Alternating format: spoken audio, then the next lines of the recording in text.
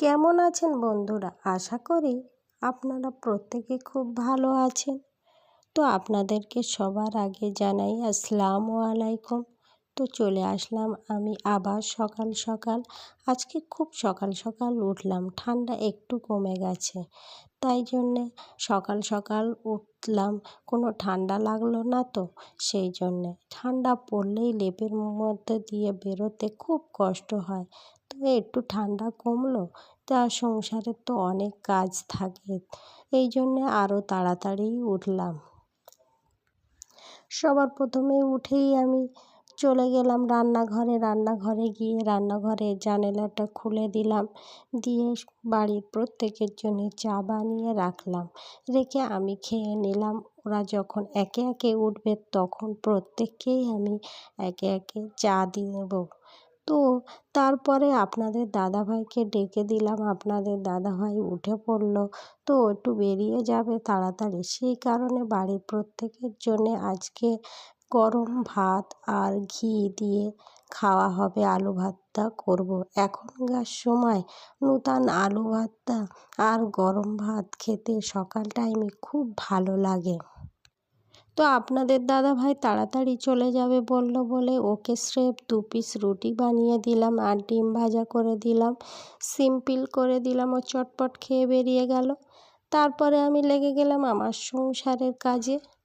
প্রথমে ঘর, উঠোন সব কিছুই আমি ঝাড় দিয়ে নিলাম। তারপরে ঝাড় দেওয়ার পরে রান্নার আগে প্রত্যেক দিন আমি ঘরটা মুছে নেই। জানেন, রান্না করতে গেলে তো অনেক সময় লাগে, একটার পর একটা রান্না করতে করতে প্রায় 1টা বেজে যায়। সেই জন্যে আগেই ঘরটা মুছে নিই।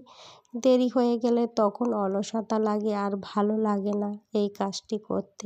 ওদিকে মা যখন সবজি কাটাকুটি করে তার ফাঁকে আমি ঘরটা মুছে নেই, নিয়ে আমি রান্না বসানোর চেষ্টা করি যে তাড়াতাড়ি, কিন্তু প্রায় দিনই আমি দেরি হয়ে যায়। শুধু সংসারের তো একটা কাজ নয়, আমার ঘরবাড়িটা বিশাল বড়, উঠোনটাও বড়। ওগুলো ঝাড় দেওয়া, ঘর মোছামুছি করতে প্রায় আমার 1 ঘন্টাই লেগে যায়। তো মা ততক্ষণে সবজি কাটাকুটি করে, আমি গিয়ে তাড়াতাড়ি সেগুলো ধুয়ে নেই। আবার কোনো দিনও বা মার সঙ্গে বসে পড়ি সবজি কাটাকুটি করতে। আমাদের বাড়িতে প্রায় অংশ 3 থেকে 4 রকম পদের রান্না হয়, সেই জন্যে তো অনেক রকম সবজি কাটতে হয়। অনেক রান্না মানেই অনেক রকম কাটাকুটি থাকে। তখন আমি আবার তাড়াতাড়ি মায়ের সঙ্গে হাত লাগাই সমস্ত কিছু কোটা বাছা করতে। কোনো দিন বা মা রান্না করতে বসে, আবার কোনো দিন বা আমিও করে নিই।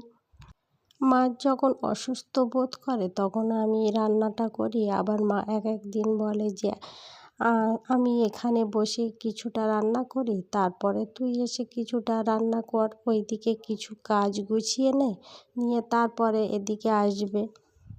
আমার মা হাতে হাতে সমস্ত কাজ করে দেয় বলে আমার অনেকটা কষ্ট কম হয়।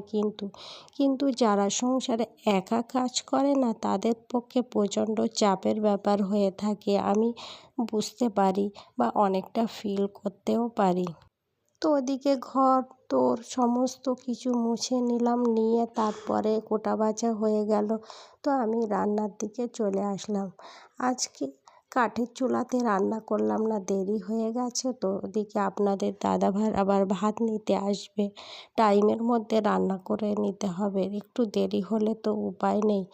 ভাত নিতে যে আসবে তার তো বসে থাকতে হবে, সেই জন্যে ভাবলাম আজকে গ্যাসেই রান্না শুরু করে দিই, তাড়াতাড়ি হয়ে যাবে।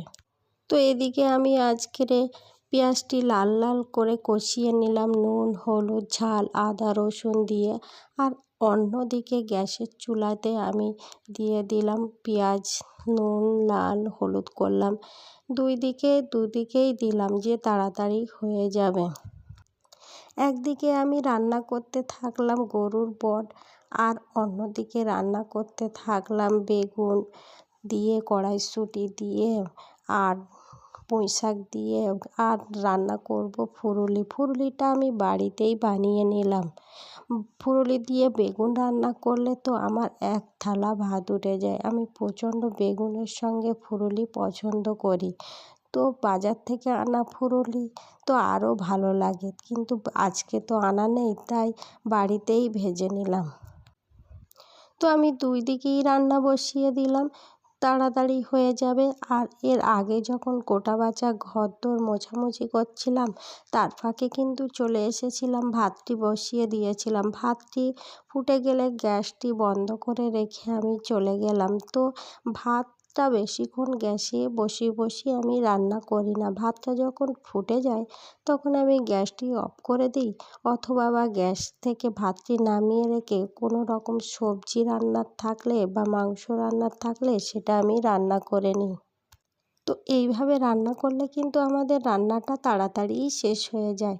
তো আমি এই জন্যে দুই দিকেই দুরকম দিলাম। তো একে একে আমার ফুলুরিগুলোও ভেজে নিয়েছিলাম, কিন্তু এর ফাঁকে সেটা হয়তো অবশ্য অফ ক্যামেরায় আপনাদেরকে দেখাতে পারলাম না, কিন্তু এটা আমি বাড়িতেই বানিয়েছি এই ফুলুরিগুলো। দুই দিকেই রান্না আমার কমপ্লিট হয়ে গেল। তো আসসালামু আলাইকুম।